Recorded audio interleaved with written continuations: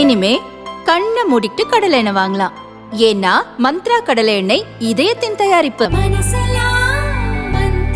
Welcome to Giriya's family. Giriya's family, always நம்ம family. அன்புள்ள கிரியாஸ், இது நம்ம ஃபேமிலி. உங்கள் தொழிற்சாலை மற்றும் நிறுவனத்தின் மின்சார தேவையை வங்கி நிதி உதவியுடன் சொந்தமாக சோலார் பிளான்ட் அமைத்து முழுமையாக நீங்களே பூர்த்தி செய்து கொள்ளலாம். Velan infra project private limited, Chennai. 9842252166.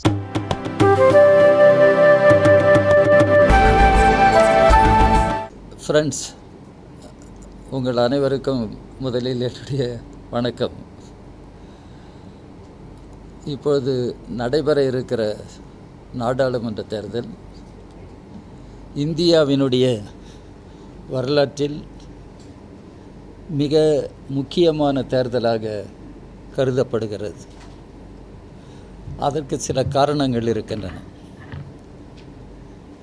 இந்திய நாடு, அதனுடைய எதிர்காலம் இந்த தேர்தல் மூலம் தீர்மானிக்கப்பட இருக்கிறது.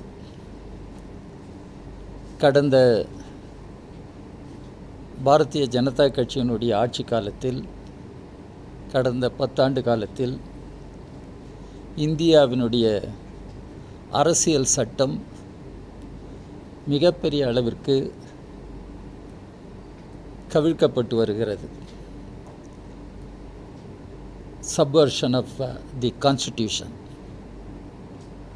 இப்பொழுது அந்த அரசியல் சட்டத்தையே வீசி எறிய வேண்டும், ஒரு மாற்று அரசியல் சட்டத்தை கொண்டு வர வேண்டும் என்று பாரதிய ஜனதா கட்சியினுடைய தலைவர்கள், ஆர்எஸ்எஸ் இயக்கத்துக்கு நெருக்கமாக இருக்கக்கூடியவர்கள் பகிரங்கமாக பேசி வருகிறார்கள். பாரதிய ஜனதா கட்சி தேர்தலில் வென்று பெரும்பான்மை பெறுமானால் இந்த அரசியல் சட்டம் அகற்றப்படும், மாற்றப்படும் என்று பேசுகிற அளவிற்கு அவர்கள் போயிருக்கிறார்கள். பிரதமர் திரு மோடி அரசியல் சட்டத்தின் மீது உறுதிமொழி எடுத்துக்கொண்டவர். ஆனால் இதுவரையிலும் அது பற்றி கருத்து சொல்லாமல் இருக்கிறார். அரசியல் சட்டம் காப்பாற்றப்படும் என்று அவர் சொல்ல முன்வரவில்லை. அரசியல் சட்டத்தை அகற்ற வேண்டும் என்று பலர் கூச்சலிடுகிற பொழுது அவருடைய கட்சியை சார்ந்தவர்களே அவர் ஏன் மௌனம் சாதிக்கிறார் என்று இன்றைக்கு மக்கள் கேட்கிறார்கள். இந்தியாவினுடைய அரசியல் சட்டம் இந்தியாவை பற்றி சில அடிப்படை இலக்கணங்களை வைத்திருக்கிறது. இந்திய நாடு ஒரு ஜனநாயக குடியரசாக தொடர வேண்டும் என்பதுதான் நம்முடைய அரசியல் சட்டத்தினுடைய முதல் இலக்கணமே. இந்திய நாடு ஒரு ஜனநாயக குடியரசாக இருக்க வேண்டும். இந்திய நாடு எந்த நிலைமையிலும் ஒரு மதவாத நாடாக மாறிவிடக்கூடாது. இந்திய அரசு எந்த நிலைமையிலும் ஒரு மதவாத அரசாக மாறிவிடக்கூடாது என்பதில் டாக்டர் அம்பேத்கர், அதே போல் அரசியல் சட்டத்தை உருவாக்கிய அரசியல் நிர்ணய சபை, கான்ஸ்டியூண்ட் அசம்பிளி இருந்தவர்களுக்கெல்லாம் ஒட்டுமொத்தமான கருத்தாக இருந்தது. டாக்டர் அம்பேத்கரின் மீது நிர்பந்தங்கள் கொண்டு வரப்பட்டன. இந்தியாவை ஒரு தியோக்ராட்டிக் நேஷனாக, இந்திய அரசை ஒரு தியோக்ராட்டிக் ஸ்டேட்டாக அறிவிக்க வேண்டும். அந்த நேரத்தில் அவர்கள் சொன்னது இந்து ராஷ்டிராவாக அறிவிக்க வேண்டும் என்று அம்பேத்கரை வலியுறுத்தினார்கள். அம்பேத்கர் இந்து ராஷ்டிரா என்பதை இந்தியா ஏற்பது கூடாது, எந்த விதமான மதவாத அடிப்படையில் இந்திய நாடு அமைவது கூடாது, இந்திய அரசு இருப்பது கூடாது. அப்படி ஒரு நிலை ஏற்படுமானால் அதைவிட பேரிடர், கலாமிட்டி இந்தியாவிற்கு எதுவும் இல்லை என்று அம்பேத்கர் குறிப்பிட்டார். இன்றைக்கு அப்படிப்பட்ட ஒரு பேரிடர் இந்தியாவை எதிர்நோக்கி இருக்கிறது. இந்த பேரிடரிலிருந்து இந்தியாவை காப்பாற்ற வேண்டும். இது வெறும் இந்து மதவாத அல்லது இந்துத்துவா அல்லது ஏதாவது ஒரு மதவாத நாடு, மதவாத அரசு என்பது மட்டுமல்ல. டாக்டர் அம்பேத்கர் மிக தெளிவாக சொன்னார், இந்தியா அதிபர் ஆட்சி முறைக்கு கூட போவதை அம்பேத்கர் ஏற்றுக்கொண்டதில்லை. மதத்தில் எந்த மதமாக இருந்தாலும் ஒரு குறிப்பிட்ட நபரின் காலடியில் அவர்களுடைய உரிமைகளை வைத்துவிட்டு ஒரு காலத்தில் நாம் எங்கோ போகப் போகிறோம் என்று கருதலாம். ஆனால் அரசியலில் ஒரு தனிநபரின் காலடியில் உரிமைகள் வைக்கப்படுமானால் அது எதேச்சாதிகாரத்திற்கும் சர்வாதிகாரத்திற்கும் கொண்டு போகும். இதைதான் டாக்டர் அம்பேத்கர் குறிப்பிட்டார்.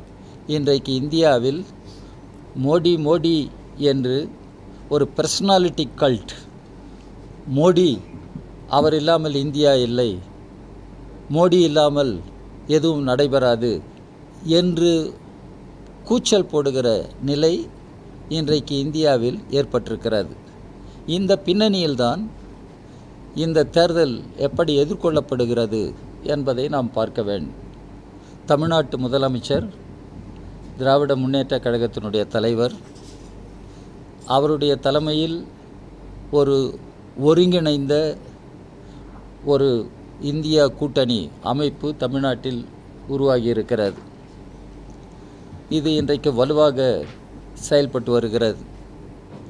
இந்தியாவை காப்பாற்றிட, ஃபாசிசத்தை வீழ்த்திட, சர்வாதிகாரத்தை வீழ்த்திட ஸ்டாலின் அழைக்கிறேன் என்று அவர் எழுப்பியிருக்கிற குரல் இன்றைக்கு நாடு முழுவதையும் தட்டி எழுப்புகிற ஒரு குரலாக மாறியிருக்கிறது.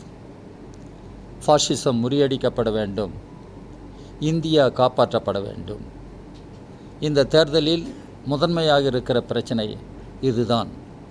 பாரதிய ஜனதா கட்சி RSS கூட்டு மீண்டும் வெற்றி பெறுமானால் இந்திய நாடு ஜனநாயகத்தை இழக்கும். இந்திய நாடு ஒரு ஃபாசிஸ்ட் நாடாக, சர்வாதிகார நாடாக மாறக்கூடிய அச்சுறுத்தல் இருக்கிறது. அரசியல் சட்டம் இன்னும் தெளிவாக சொல்லுகிறது, இந்தியாவில் எல்லாரும் எல்லாம் பெற்று வாழ்வதற்கான முறையில் மக்களுடைய வாழ்வாதாரங்களை, எல்லா குடிமக்களுக்குமான வாழ்வாதாரங்களை இந்திய அரசு உறுதி செய்ய வேண்டும் என்று.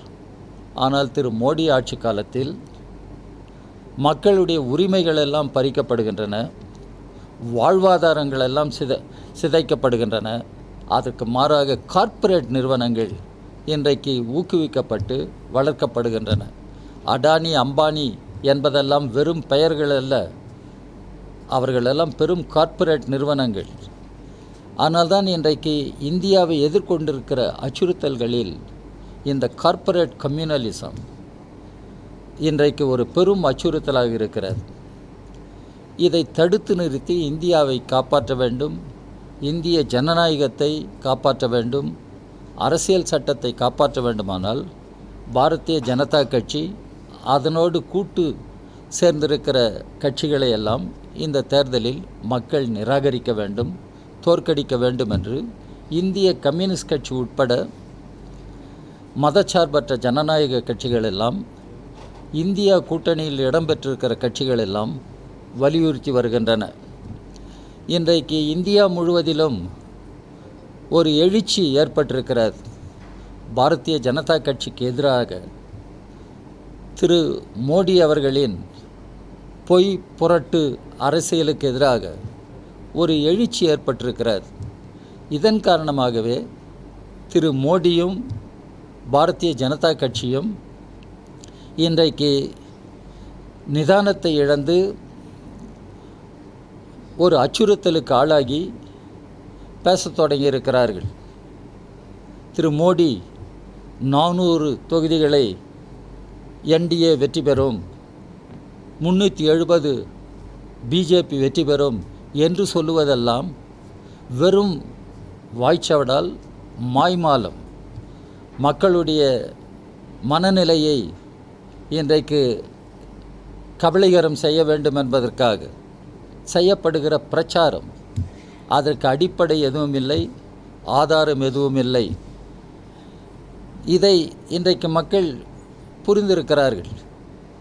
பாரதிய ஜனதா கட்சி வெற்றி பெறுகிற வாய்ப்புகள் எங்கே இருக்கின்றன என்றால், அவர்கள் அதிகமான தொகுதிகளில் வென்ற உத்தரப்பிரதேசம் உட்பட மற்ற மாநிலங்களில் அவர்களுடைய எண்ணிக்கை வீழ்ச்சி அடைகிறது. பீகார் உட்பட அந்த மாநிலங்களிலெல்லாம் பாரதிய ஜனதா கட்சியினுடைய எண்ணிக்கை வீழ்ச்சி அடைகிறது. தென் மாநிலங்களில் அவர்களுக்கு எண்ணிக்கையே இல்லை. அப்படி இருக்கிற பட்சத்தில் திரு மோடி 400 370 என்று பேசுவதெல்லாம் வெறும் வாய்ச்சவடால் மாய்மாலம் இல்லாமல் என்ன என்பதை மக்கள் இன்றைக்கு கேள்வி கேட்க தொடங்கியிருக்கிறார்கள். தமிழ்நாட்டிலேயே இன்றைக்கு திரு ஸ்டாலின் அவர்கள் தலைமையில் உருவாகி இருக்கிற இந்த இந்தியா கூட்டணி அணி இன்றைக்கு தமிழ்நாட்டை 40ஐயும் வெல்லுவோம் என்று சொல்வது வெறும் வார்த்தைக்காக அல்ல, அதுதான் இன்றைக்கு கள நிலைமை. இன்றைக்கு தமிழ்நாட்டில் இந்தியா கூட்டணி இன்றைக்கு முழுமையான வெற்றியை பெறும். இங்கே திரு மோடி எத்தனை முறை வந்து போனாலும், கால் வைத்தாலும் கால் ஊன்ற முடியாது. அவர் தமிழ்நாட்டில் கால் வைக்கலாம், கேரளாவில் கூட கால் வைக்கலாம். ஆனால் தென் மாநிலங்களில் அவர் காலூன்ற இயலாத ஒரு நிலை இருக்கிறது. வட மாநிலங்களிலேயே அவர்களுடைய நிலை குலைந்து வருகிறது. இந்த சூழலில்தான் இந்தியா கூட்டணி இந்தியாவை காப்பாற்றுவதற்காக, இந்திய அரசியல் சட்டத்தை காப்பாற்றுவதற்காக இன்றைக்கு வெற்றி பெறுகிறது. நாளைய இந்தியாவில் ஒரு மாற்று ஆட்சியை நாம் சந்திக்க இருக்கிறோம். ஒரு மாற்று ஆட்சி, மதச்சார்பற்ற ஜனநாயக ஆட்சி, இந்தியாவினுடைய அரசியல் சட்டத்தை மதித்து செயல்படுகிற ஒரு ஆட்சி. இந்திய அரசியல் சட்டம் சொல்லுகிற சுதந்திரம், சமத்துவம், சகோதரத்துவம் என்ற கொள்கைகளை முன்னெடுத்து செல்லுகிற, சமூக நீதி, பொருளாதார நீதி, அரசியல் நீதி என்ற கொள்கைகளை முன்னெடுத்து செல்லுகிற, எல்லா மக்களும் கண்ணியமாக வாழ்வதற்கான ஒரு வாழ்வாதாரங்களை உருவாக்கி கொடுக்கிற ஒரு மாற்று ஆட்சி இன்றைக்கு அமைய இருக்கிறது. இதை தான் எல்லா கட்சிகளினுடைய தேர்தல் அறிக்கைகளும் சொல்லுகின்றன. எங்களுடைய கட்சி, இந்திய கம்யூனிஸ்ட் கட்சியினுடைய தேர்தல் அறிக்கையும் இதை குறிப்பிடுகிறது. எனவே இன்றைக்கு தேர்தல் களம் ஒரு தீர்மானகரமான நிலைக்கு வந்திருக்கிறது. யார் இந்தியாவை ஆள வேண்டும், அதே போல் தமிழ்நாட்டில் யார் வெற்றி பெற வேண்டும் என்று. தமிழ்நாட்டில் திராவிட முன்னேற்றக் கழகத்தின் தலைமையில் அமைந்திருக்கிற இந்த இந்திய அணி வெற்றி பெறுவதை யாரும் தடுத்து விட முடியாது. வெற்றி பெறுவது என்பது, முழுமையான வெற்றி பெறுவதை யாரும் தடுத்து விட முடியாது. அதே போல் அகில இந்திய அளவில் இந்திய கூட்டணி இன்றைக்கு வெற்றி பெறுகிற அரசியல் சூழல் உருவாகி இருக்கிறது என்பதை நான் திட்டவட்டமாக சொல்ல கடமைப்பட்டிருக்கிறேன். இதன் காரணமாகவே திரு மோடி அவர்களுக்கு கோபம் ஏற்படுகிறது, நிதானத்தை இழக்கிறார், கண்டதையெல்லாம் பேசுகிறார். அவர் பிரதமர் என்கிற முறையில் இன்றைக்கு மக்களுடைய அடிப்படை பிரச்சனைகளை தேர்தல் காலத்தில், தேர்தல் களத்தில் விவாதிக்க வேண்டும். அதற்கு அவர் தயாராக இல்லை. அவர் இப்பொழுது பேசுவதெல்லாம் மோடி கேரண்டி. நாம் கேட்பதெல்லாம் மோடி கேரண்டி என்றால் என்ன? மோடி கேரண்டி என்று அவர் என்ன சொல்லுகிறார்? இந்தியா இன்றைக்கு உலகத்தின் 5 பெரிய பொருளாதாரங்களில் ஒன்றாக இருக்கிறது. அவர் திரும்பவும் ஆட்சிக்கு வந்தால் one of the 3 largest economies, 3 பெரிய பொருளாதாரங்களில் ஒன்றாக இந்தியா மாறிவிடும் என்று சொல்லுகிறார். ஆனால் இவர் ஆட்சிக்கு வந்ததற்கு பின்னர் இந்திய பொருளாதாரத்தினுடைய நிலை என்ன என்பதை நாம் புரிந்து கொள்ள வேண்டும். ஏழைகள் பணக்காரர்கள் என்ற ஏற்றத்தாழ்வு இன்றைக்கு இவர்களுடைய ஆட்சி காலத்தில் மிகப்பெரிய அளவிற்கு வளர்ந்திருக்கிறது. கார்ப்பரேட் நிறுவனங்கள் கொள்ளையடித்து அவர்கள் வளர்ந்து இந்தியாவினுடைய செல்வ வளங்களை எல்லாம் குவித்து கொண்டிருக்கிறார்கள். உழைக்கக்கூடிய மக்கள், விவசாயிகள், தொழிலாளர்கள், ஃபார்மல் இன்ஃபார்மல் துறைகளில் வேலை செய்கிற அனைத்து தொழிலாளர்களும் இன்றைக்கு வஞ்சிக்கப்படுகிறார்கள். இதனை தான் நாம் புரிந்து கொள்ள வேண்டும். மோடி அன்றைக்கு ப்ராமிஸ் கொடுத்தார், அவர் ஆட்சிக்கு வந்தால் ஓராண்டில் 2 கோடி வேலை வாய்ப்புகள். இப்பொழுது 10 ஆண்டுகள் அல்லது 9+ ஆண்டுகள் 18-19 கோடி வேலை உருவாகி இருக்க வேண்டும். எங்கே அந்த வேலை? திரு மோடி சென்னைக்கு வருகிற பொழுது நீங்கள் கேட்க வேண்டும், இதை பொதுவெளியில் விவாதிக்க தயாரா? எங்கே வேலை வாய்ப்புகள்? மோடி தயாரா? நான் கேட்க விரும்புகிறேன். அதே போல் என்ன சொன்னார்? டிமானிட்டைசேஷன் கொண்டு வந்த பொழுது கருப்பு பணம் கையகப்படுத்தப்படும், ஒவ்வொரு குடிமகனுடைய கணக்கிலும் 15 லட்சம் வைக்கப்படும் என்று. எங்கே அந்த 15 லட்சம்? எங்கே அந்த கருப்பு பணம்? பொதுவெளியில் விவாதிப்பதற்கு திரு மோடி தயார்தானா? நாம் கேட்க விரும்புகிறோம். சப்கா சாத் சப்கா விகாஸ் மோடி பேசினார். ஆனால் விவசாயிகள் போராடுகிறார்கள். அவர்கள் பக்கம் மோடி அரசு நின்றதா? எத்தனை விவசாயிகள், ஆயிரக்கணக்கான விவசாயிகள் தற்கொலை செய்து கொண்டது மட்டுமல்ல, விவசாயிகள் நடத்திய போராட்டத்தின் போது 700க்கும் அதிகமான விவசாயிகள் செத்துப்போனார்கள். அவர்கள் கேட்டதெல்லாம் என்ன? குறைந்தபட்ச ஆதார விலை வேண்டும், மினிமம் சப்போர்ட் ப்ரைஸ் அவர்களுடைய உற்பத்தி செய்கிற பொருள்களுக்கு வேண்டும் என்று கேட்டார்கள். இங்கே வேளாண் விஞ்ஞானி சுவாமிநாதன் அவர்களுக்கு பாரத் ரத்னா கொடுத்து விட்டேன் என்று மோடி மார்த்தட்டி கொள்ளலாம். ஆனால் வேளாண் விஞ்ஞானி சுவாமிநாதன் கொடுத்த பரிந்துரைகளில் முக்கியமானது விவசாயிகளுடைய பண்டங்களுக்கு, உற்பத்தி செய்கிற பொருள்களுக்கு குறைந்தபட்ச ஆதார விலை கொடுக்கப்பட வேண்டும், மினிமம் சப்போர்ட் ப்ரைஸ் கொடுக்க வேண்டும். ஏன் இது செய்யப்படவில்லை? மோடி பொதுவெளியில் விவாதிக்க தயாரா? மோடி தான் சொன்னார், விவசாயிகளுடைய வருமானத்தை 2 மடங்காக உயர்த்துவேன் என்று. இப்பொழுது விவசாயிகளினுடைய வருமானம் என்ன? பொதுவெளியில் விவாதிப்பதற்கு மோடி தயாரா? பாரதிய ஜனதா கட்சி தயாரா? இதைத்தான் நாம் கேட்கிறோம். அதே போல் மோடி ஆட்சிக்கு வந்த பின்னர் என்ன நடந்தது? நம்முடைய திட்ட கமிஷன் கலைக்கப்பட்டது, பிளானிங் கமிஷன் போனது. அந்த இடத்தில் நீதி ஆயோக் என்று வைத்தார்கள். பிளானிங் கமிஷன் இருந்தபொழுது தான் தலித்துகள், பழங்குடி மக்களுக்கான சிறப்பு திட்டங்கள் எல்லாம் முன்வைக்கப்பட்டு செயல்படுத்தப்பட்டன. Schedule caste component plan, tribal sub plan, இதெல்லாம் அன்றைக்கு நடைமுறைப்படுத்தப்பட்டன. இப்பொழுது அந்த திட்டங்களே இல்லை. பொதுத்துறை நிறுவனங்கள் எல்லாம் தனியார் மயமாக்கப்படுகின்றன. பொதுத்துறை நிறுவனங்களை தாரை வார்த்து கொடுத்துவிட்டு இடஒதுக்கீடு என்பதை என்ன பேசுவது? அதனால்தான் இந்திய கம்யூனிஸ்ட் கட்சி பொதுத்துறை நிறுவனங்களை அவர்கள் விருப்பப்படி அடானிக்கும் அம்பானிக்கும் ஒப்படைத்து கொண்டு தனியார் மயமாக்குவதை வன்மையாக கண்டனம் செய்கிறோம், அதை எதிர்க்கிறோம் என்று திட்டவட்டமாக தெளிவுபடுத்தியிருக்கிறோம். இன்னும் சொல்லப்போனால் தனியார் துறையிலும் இடஒதுக்கீட்டு கொள்கை கொண்டு வரப்பட வேண்டும். தனியார் துறையிலும் இடஒதுக்கீட்டு கொள்கை கொண்டு வரப்பட வேண்டும். இன்றைக்கு இடஒதுக்கீட்டிற்கு 50% உச்சவரம்பு இருக்கிறது. அந்த உச்சவரம்பு அகற்றப்பட வேண்டும் என்று இந்திய கம்யூனிஸ்ட் கட்சி போராடுகிறது. எல்லா சமூக ரீதியாக, கல்வி ரீதியாக பின்தங்கி இருக்கிற மக்களுக்கு ஆக்கப்பூர்வமான நலத்திட்டங்களை உருவாக்குவதற்காக இன்றைக்கு காஸ்ட் சென்சஸ் உட்பட இன்றைக்கு சமூக ஆய்வுகள் தேவைப்படுகின்றன என்பதை இந்திய கம்யூனிஸ்ட் கட்சி வலியுறுத்துகிறது. திட்ட கமிஷன் மீண்டும் புனரமைக்கப்பட வேண்டும் என்று இந்திய கம்யூனிஸ்ட் கட்சி வலியுறுத்துகிறது. ஆனால் திரு மோடி இவற்றை பற்றியெல்லாம் பொதுவெளியில் விவாதிப்பதற்கு தயாராக இல்லை. இன்றைக்கு மோடி என்ன விவாதித்து கொண்டிருக்கிறார் என்பதை நாம் பார்க்க வேண்டும். காங்கிரஸ் தேர்தல் அறிக்கையை ஒரு மாதிரியாக பேசுகிறார், எங்களுடைய தேர்தல் அறிக்கையை ஒரு மாதிரியாக பேசுகிறார். அவர் பேசுவதெல்லாம் என்ன என்பதை மக்கள் பார்த்து கொண்டிருக்கிறார்கள். இடதுசாரி சித்தாந்தம் அதனுடைய பாதிப்பு இருக்கிறது.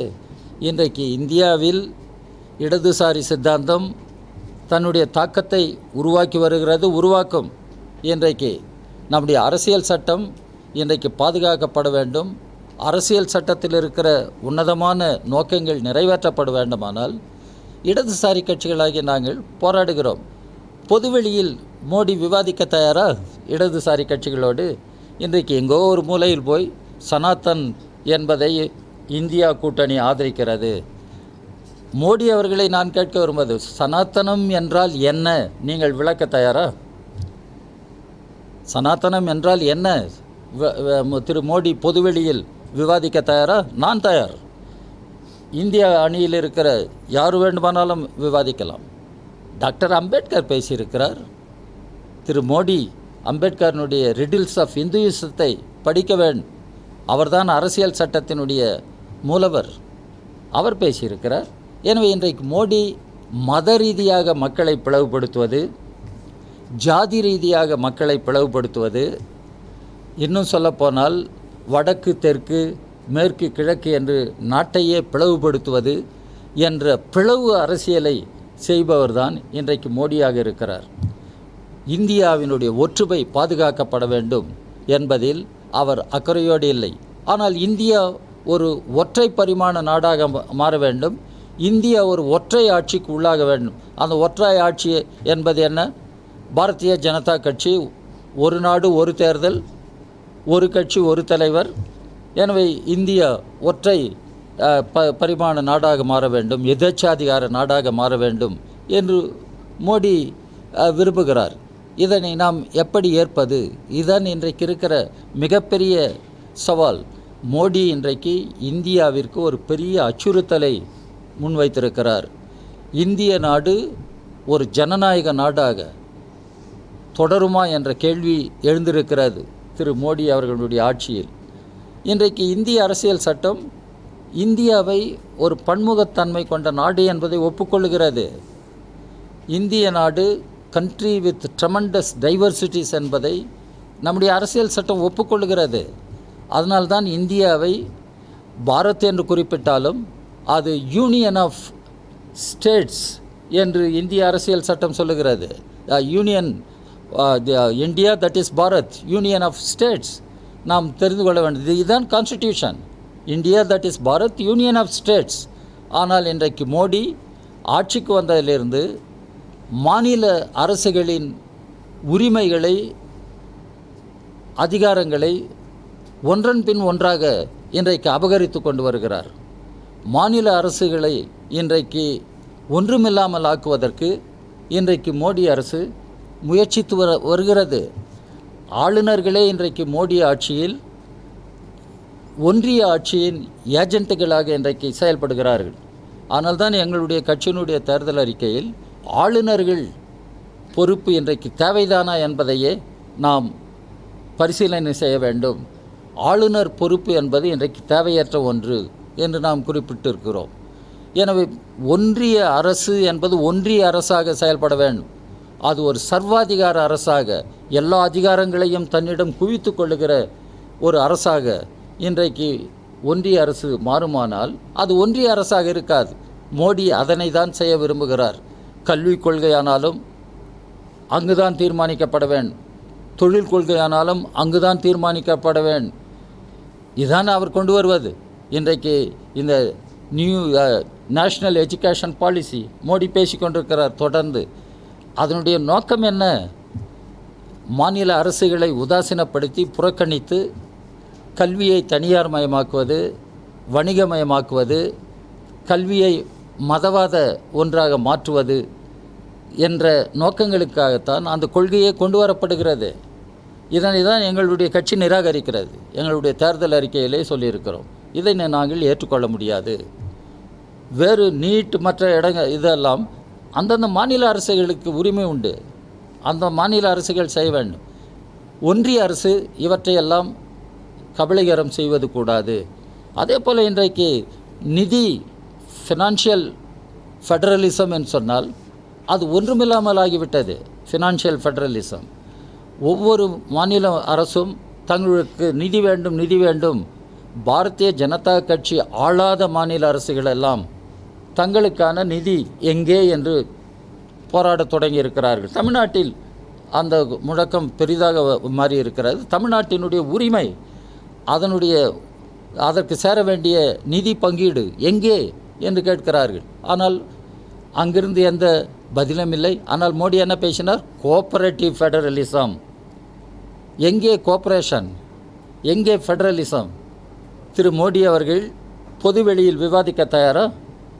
இதை தான் இந்திய கம்யூனிஸ்ட் கட்சி கேட்கிறோம். மோடி அவர்கள் பொதுவெளியில் விவாதிக்க தயாரா? கோஆபரேட்டிவ் ஃபெடரலிசம் என்றால் என்ன? கோஆபரேஷன் எங்கே இருக்கிறது? ஃபெடரலிசம் எங்கே இருக்கிறது? இதை தான் தமிழ்நாட்டு மக்கள் கேட்கிறார்கள். கோஆபரேஷன் இருந்திருக்குமானால் புயல் வெள்ளத்தால் பாதிக்கப்பட்டு பரிதவித்த அந்த நேரத்தில் ஒன்றிய அரசு முன்வந்திருக்க வேண்டும். ஏன் வரவில்லை? எங்கே அந்த கோஆபரேஷன்? இதை தான் இந்திய கம்யூனிஸ்ட் கேள்வி கேட்கிறது. இந்த கோஆபரேட்டிவ் ஃபெடரலிசம் என்று அவர் பேசியதெல்லாம் இன்றைக்கு வெறும் வார்த்தை ஜாலம், மக்களை ஏமாற்றுவது, பொய்யும் புரட்டும் தான் மோடி அரசினுடைய கொள்கைகளாக தொடர்ந்து இருந்து வருகின்றன. மக்களுக்கு யதார்த்தமாக உண்மையாக பாரதிய ஜனதா கட்சி ஆட்சி இருந்ததில்லை, இருக்கப் போவதும் இல்லை.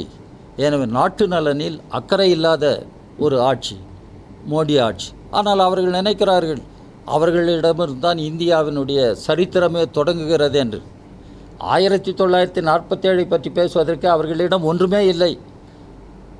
சுதந்திர போராட்டத்தில் அவர்களுக்கு பங்கே இருந்ததில்லை. பிரிட்டிஷ், பிரெஞ்சு, போர்ச்சுகீஸ் காலனி ஆதிக்கத்தை எதிர்த்து போராடிய மக்கள் போராட்டத்தில் அவர்கள் எங்கேயும் இருந்ததில்லை. ஆனால் இன்றைக்கு 2047 பற்றி பேசுகிறார்கள். ஏதோ அவர்கள் காலத்திலிருந்து தான் சரித்திரம் தொடங்குவது போல இந்தியாவை ஒரு புது இலக்கணத்துக்கு உட்படுத்த வேண்டும். இந்திய சரித்திரத்தை அவர்களுக்கு உகந்த முறையில் மாற்றி எழுத வேண்டும் என்ற முயற்சிகளை மேற்கொள்கிறார்கள். இந்த சூழலில்தான் ஃபாசிஸ்ட் சக்திகளின் பிடியிலிருந்து, இந்த மாதிரி மதவெறி ஃபாசிஸ்ட் கொள்கைகளை பின்பற்றுகிற பாரதிய ஜனதா கட்சி அதனுடைய கூட்டு சக்திகளின் பிடியிலிருந்து நாடு பாதுகாக்கப்பட வேண்டும், இந்தியா காப்பாற்றப்பட வேண்டும், இந்திய அரசியல் சட்டம் காப்பாற்றப்பட வேண்டும், ஜனநாயகம் காப்பாற்றப்பட வேண்டும் என்பதற்காக இந்தியா கூட்டணியை சார்ந்த எல்லா கட்சிகளும் போராடி கொண்டிருக்கிறார்கள். நாடு தழுவிய முறையில் ஒரு எழுச்சி ஏற்பட்டிருக்கிறது.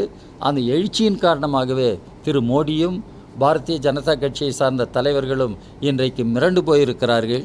அந்த மிரட்சியில் அவர்கள் என்ன பேசுகிறார்கள் என்பதை கூட புரிந்து கொள்ளாமல் பேசிக்கொண்டிருக்கிறார்கள். எனவே இந்திய கம்யூனிஸ்ட் கட்சியின் சார்பில் நாங்கள் மக்களை பணிவோடு வேண்டிக் கொள்வது, நாடு காப்பாற்றப்பட வேண்டும். நாட்டினுடைய அரசியல் சட்டம், அதுதான் லா ஆஃப் தி லேண்ட், அந்த சட்டம் காப்பாற்றப்பட வேண்டும். இந்திய ஒரு மதச்சார்பற்ற ஜனநாயக நாடாக, கூட்டாட்சி நெறிமுறைகளை பின்பற்றுகிற ஒரு நாடாக, மக்களுக்கு எல்லா வாழ்வாதாரங்களையும் உறுதி செய்து சமூக நீதியை உயர்த்தி பிடிக்கிற ஒரு நாடாக நம்முடைய நாடு மாற வேண்டுமானால் பிஜேபி அதிகாரத்திலிருந்து தூக்கி எறியப்பட வேண்டும், அகற்றப்பட வேண்டும் என்ற வேண்டுகோளை தான் இந்திய கம்யூனிஸ்ட் கட்சி மக்கள் முன்னால் வைக்கிறது.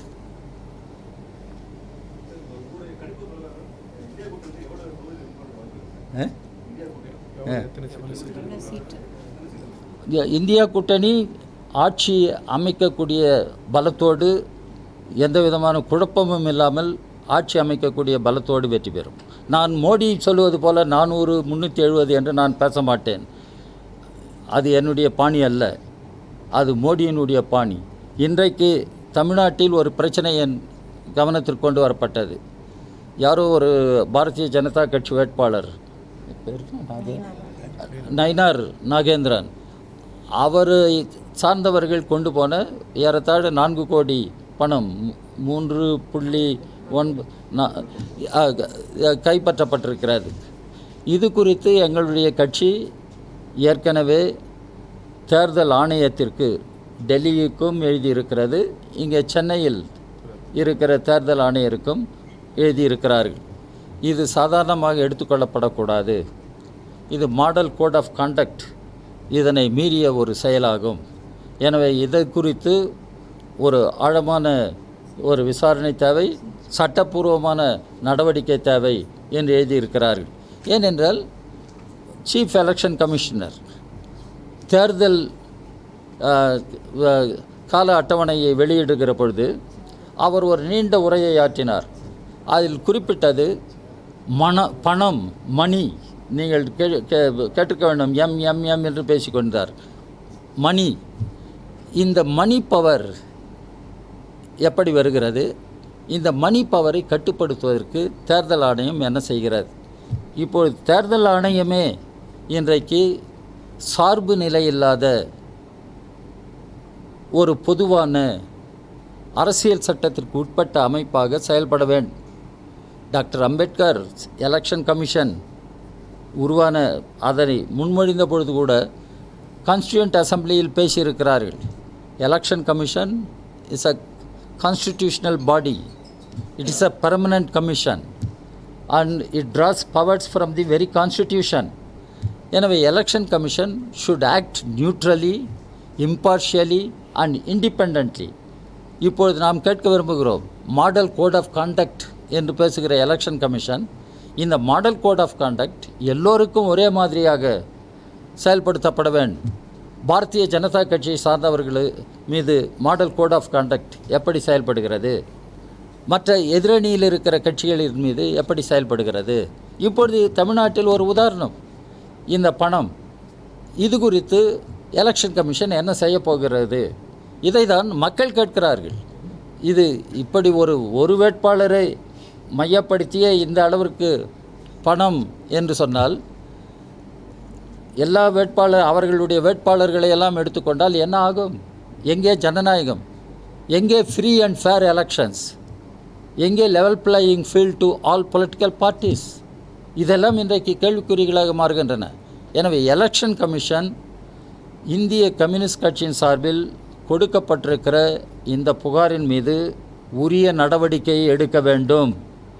இந்திய கம்யூனிஸ்ட் கட்சியின் சார்பில் நான் எலெக்ஷன் கமிஷனையே வலியுறுத்துகிறேன். இங்கிருக்கிற எலெக்ஷன் கமிஷனர் அவரும் இதனை எடுத்துக்கொண்டு உரிய நடவடிக்கை எடுப்பதற்கு எல்லா ஏற்பாடுகளையும் செய்ய வேண்டும். இன்றைக்கு மக்களிடம் ஒரு நம்பிக்கை ஏற்படுத்த வேண்டும். நம்முடைய தேர்தல் சுதந்திரமாக நேர்மையாக நடைபெறுகிறது என்ற நம்பிக்கையை மக்களிடம் ஏற்படுத்த வேண்டும். இந்த நம்பிக்கையை குலைப்பதே பாரதிய ஜனதா கட்சி, அதை சார்ந்தவர்கள்தான். எலெக்ஷன் கமிஷன் அதற்கு சாதகமாக இருக்கிற ஒரு அமைப்பாக இல்லாமல் சுதந்திரமான நேர்மையான தேர்தலாக நடத்துகிற அமைப்பாக அது செயல்பட வேண்டும் என்று கேட்டுக்கொள்கிறோம்.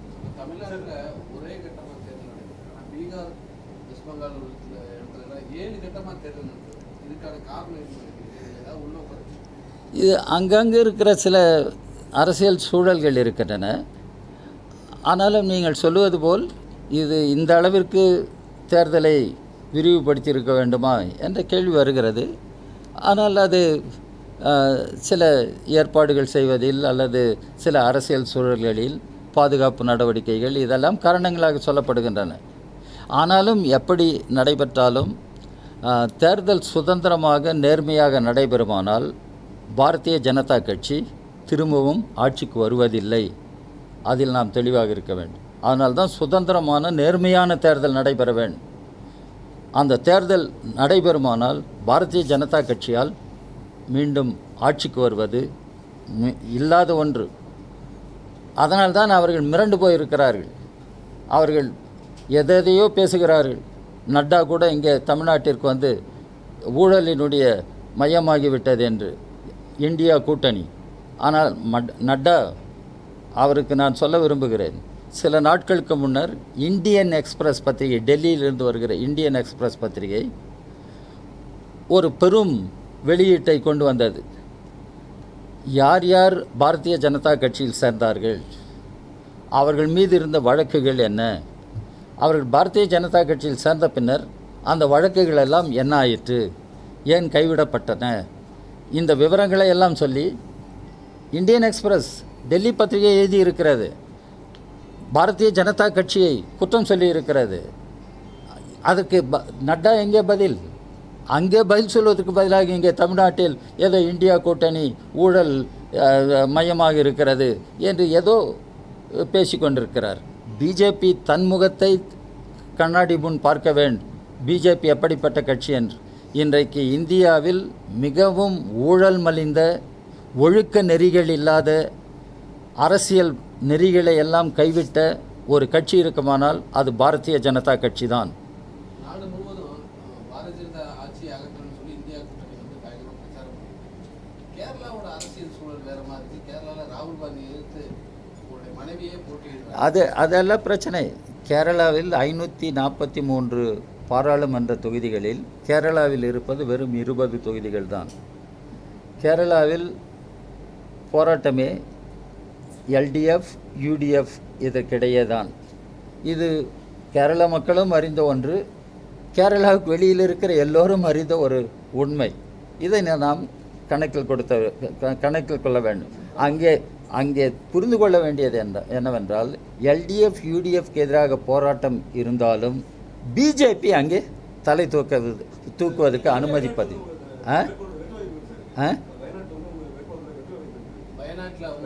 அது அங்கே இருக்கிற இடதுசாரி அணியில் ஒதுக்கப்படுகிற தொகுதிகளில் 4 தொகுதிகள் இந்திய கம்யூனிஸ்ட் கட்சிக்கு ஒதுக்கப்படுகின்றன. அதில் வயநாடும் ஒன்று. சென்ற முறையும் வயநாடில் இந்திய கம்யூனிஸ்ட் கட்சி போட்டியிட்டிருக்கிறது. அதுக்கு முன்னரும் போட்டியிட்டிருக்கிறது. தொடர்ந்து போட்டியிட்டு கொண்டு வருகிறோம். இந்த உண்மையை நாம் தெரிந்து கொள்ள வேண்டும். எனவே அதை ஒரு பெரும் பிரச்சனையாக நாம் எடுத்துக்கொள்வது கூடாது. அங்கே இடதுசாரி அணிக்கும் யூடிஎஃப்க்கும் போராட்டம் நடைபெற்றாலும் பிஜேபி அங்கே தலை தூக்குவதற்கு அனுமதிப்பதில்லை. அதான் நாம் புரிந்து கொள்ள வேண்டியது. பிஜேபியை அங்கே தலை தூக்க விடுவதில்லை. இதை நாம் புரிந்து கொள்ள வேண்டும். இதுவரையிலும் பிஜேபி அங்கே வென்றதில்லை. இப்பொழுதும் அது பிஜேபி வெல்லப் போவதில்லை.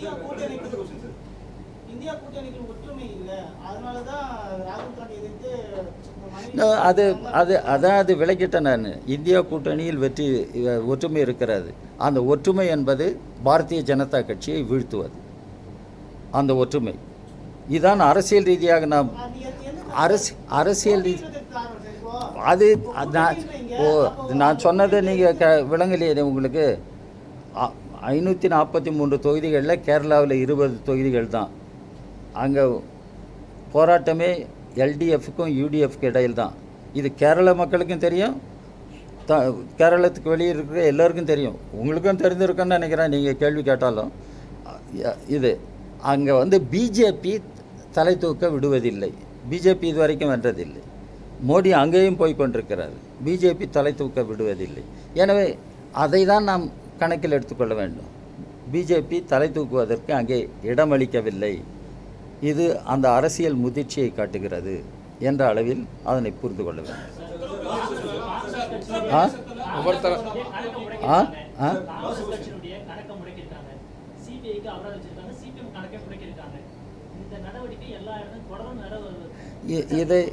இதை நாங்கள் வன்மையாக கண்டனம் செய்திருக்கிறோம். காங்கிரஸினுடைய கணக்கை முடக்கியது, அவர்களுக்கு நோட்டீஸ் அனுப்பியது, இதனை வன்மையாக கண்டனம் செய்திருக்கிறோம். அதாவது தேர்தல் அறிவித்துவிட்ட பின்னர் தேர்தல் கள வேலைகள் நடந்து கொண்டிருக்கிற நேரத்தில் ஒரு கட்சியினுடைய கணக்குகளை முடக்குவது என்பது அந்த கட்சியை செயலிழக்க செய்வதாகும், அந்த கட்சியை முடக்குவதாகும். இதனை ஏற்றுக்கொள்ள முடியாது. காங்கிரஸ் கட்சி ஏற்கனவே நீதிமன்றத்திற்கு போய் அவர்கள் சலுகை பெற்றிருக்கிறார்கள். அதே போல் மற்ற கட்சிகளும். இதில் நாம் கவனிக்க வேண்டியது என்னவென்றால், இடி, ஐடி, சிபிஐ இந்த நிறுவனங்கள் எல்லாம் இன்றைக்கு சென்ட்ரல் ஏஜென்சிஸ் என்று அழைக்கப்படுகின்றன. இவற்றை ஒன்றிய ஆட்சியில் இருக்கிற பாரதிய ஜனதா கட்சி தன்னுடைய நலனுக்காக பயன்படுத்தி கொள்ளுகிறது. இதை நாம் புரிந்து கொள்ள. அதை தான் இந்தியன் எக்ஸ்பிரஸ் ஊழல் குற்றச்சாட்டுகளுக்கும் பல்வேறு குற்றச்சாட்டுகளுக்கும் ஆளானவர்கள் பாரதிய ஜனதா கட்சியில் சேர்ந்தவுடன் அவர்கள் மீது இருக்கிற வழக்குகள் எல்லாம் கைவிடப்படுகின்றன, விசாரணை எதுவும் இல்லாமல் நிறுத்தப்படுகிறது.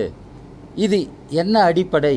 இதற்கு திரு மோடி இதுவரையிலும் பதில் சொல்லவில்லை, திரு நட்டா இதுவரையிலும் பதில் சொல்லவில்லை. இதனை நாம் புரிந்து கொள்ள வேண்டும்.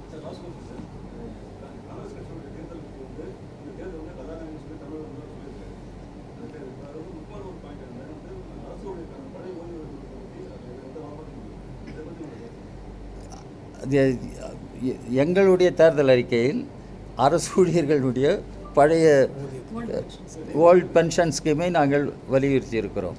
அதே போல் Mahatma Gandhi national rural employment guarantee act, அதன் கீழ் வேலை செய்கிற விவசாய தொழிலாளிகளுக்கு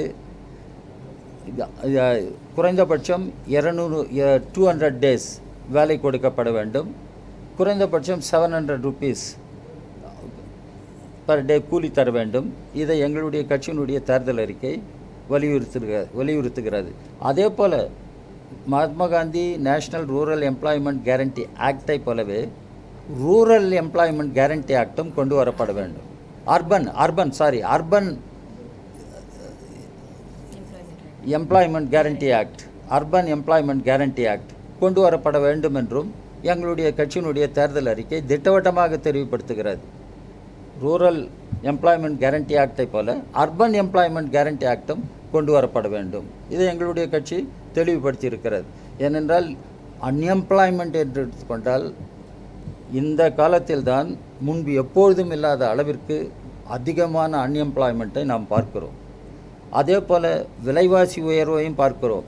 இது வழக்கமாக எல்லோரும் டீசல், பெட்ரோல், எல்பிஜி இதை பற்றி குறிப்பிடுகிறார்கள். அதை சாதாரணமாக எடுத்துக்கொள்வது கூடாது. இன்டர்நேஷ்னல் மார்க்கெட்டில் குரூட் ஆயிலினுடைய விலை மிகவும் விழுந்திருந்த பொழுது கூட நம்முடைய oil marketing companies diesel, petrol, LPG விலையை கூட்டிக் கொண்டே போனார்கள். இப்பொழுது தேர்தல் வருகிற பொழுது திரு மோடி ஏதோ நீலிக்கண்ணீர் வடிக்கிறார். நான் இதை குறைக்கிறேன், இதை செய்கிறேன், அதை செய்கிறேன் என்று. இதை நாம் கணக்கில் எடுத்துக்கொள்ள வேண்டும். இன்னொன்றையும் நான் கேட்க விரும்புகிறேன். திரு மோடி பொதுவெளியில் விவாதிக்க தயார் என்றால் நாங்கள் தயார். இப்பொழுது இந்தியாவினுடைய ஃபாரின் டெட் என்ன என்பதை மோடி சொல்ல தயாரா? அந்த ஃபாரின் டெட்டுக்கு என்ன காரணம், அந்நிய கடன் பெற்றதுக்கு என்ன காரணம், மோடி விளக்க தயாரா? இப்பொழுது ஒவ்வொரு இந்தியனுடைய தலையிலும் அந்நிய கடன் எந்த அளவிற்கு சுமத்தப்படுகிறது திரு மோடி சொல்ல தயார் தானே? ரூபாயினுடைய மதிப்பு வீழ்ச்சி அடைந்திருக்கிறது. அன்றைக்கு திரு மோடி என்ன பேசினார்? ரூபாயினுடைய மதிப்பு இந்தியாவினுடைய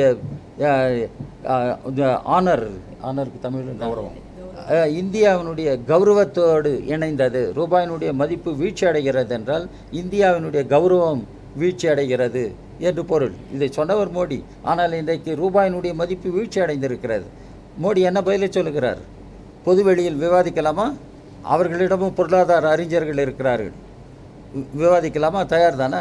எனவே இன்றைக்கு மோடி ஆட்சியினுடைய அலங்கோலங்கள், மோடி ஆட்சியினுடைய அவதிகள், அதனால் மக்கள் படுகிற அவதிகளை இன்றைக்கு மக்கள் புரிந்து கொண்டிருக்கிறார்கள். ஆனால் தான் மக்கள் இன்றைக்கு மோடி அரசுக்கு எதிராக எழத் தொடங்கி இருக்கிறார்கள். மோடிக்கும் பாரதிய ஜனதா கட்சிக்கும் ஒரு பெரும் மிரட்சி ஏற்பட்டிருக்கிறது. அதன் காரணமாகவே அவர்கள் எதையோ பேசிக்கொண்டிருக்கிறார்கள். சரி, முடிக்கலாம்.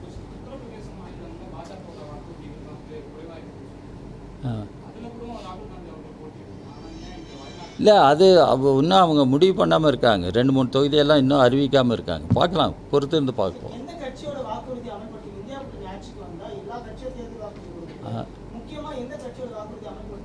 இது எல்லா கட்சிகளினுடைய பொது நிலைகள்னு ஒன்று இருக்குல்ல, அது அமலாகும். மற்றபடி தொடர்ந்து போராடுவோம். இப்போது இந்தியாவினுடைய அரசியல் சட்டம் காப்பாற்றப்படணும். அதுதான் சொல்கிறேங்க, இந்தியாவினுடைய அரசியல் சட்டம் காப்பாற்றப்படணும். மதச்சார்பற்ற ஜனநாயகம் அது உறுதியாக நிற்போம். மோடி பேசுகிற மாதிரி மதவெறி அரசியலை பேச மாட்டோம். இந்தியா கூட்டணியை சார்ந்தவங்க. மதச்சார்பற்ற ஜனநாயகம் காப்பாற்றப்பட வேண்டும். அதே போல் கூட்டாட்சி நெறிமுறை காப்பாற்றப்பட வேண்டும். அதில் உறுதியாக செயல்படுவோம். கூட்டாட்சி நெறிமுறை காப்பாற்றப்படணும் அப்படின்றதில். அதே போல் ஜனநாயகம், பாராளுமன்ற ஜனநாயகம் காப்பாற்றப்படணும். என்ன மோடி ஆட்சியில் 140 பேர் பார்லமெண்ட் மெம்பர்களை சஸ்பெண்ட் பண்ணிட்டாங்க. அப்புறம் பார்லமெண்ட் எப்படி செயல்படும்? பார்லமெண்ட் செயலிழக்குமானால், பார்லமெண்ட்டை செயல்படுத்த விடாமல் தடுப்பார்களானால் ஜனநாயகம் செத்தது என்று பொருள். இதுதான் ஜெர்மனியில் நடந்தது. ஹிட்லர் செய்த முதல் வேலையே பார்லமெண்ட்டிற்கு தீ வைத்து பழியை கம்யூனிஸ்டுகள் மீது போட்டு அங்கு எதேச்சாதிகாரத்தை, ஃபாசிசத்தை நிலைநிறுத்தியது.